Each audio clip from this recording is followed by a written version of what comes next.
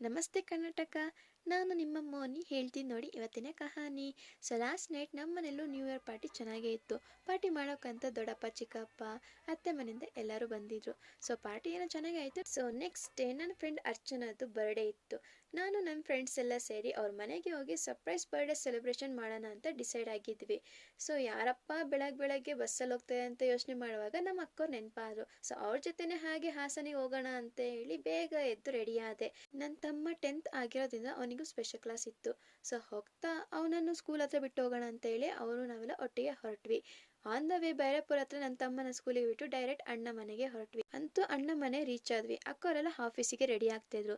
So ನಾನೇನು ಮಾಡ್ಲಪ್ಪ ಅಂತ ಯೋಚನೆ ಮಾಡುವಾಗ ಹೊರಗಡೆ ವ್ಯೂ ಚೆನ್ನಾಗಿತ್ತು, ರೀಲ್ಸ್ ಮಾಡೋಣ ಅಂತ ಹೊರಗಡೆ ಬಂದರೆ ಗಾಳಿ ಅಂತೂ ಸಿಕ್ಕಾಪಟ್ಟೆ ಇತ್ತು. ಅಂತೂ ರೀಲ್ಸ್ ಮಾಡೋದು ಬಿಡಲಿಲ್ಲ.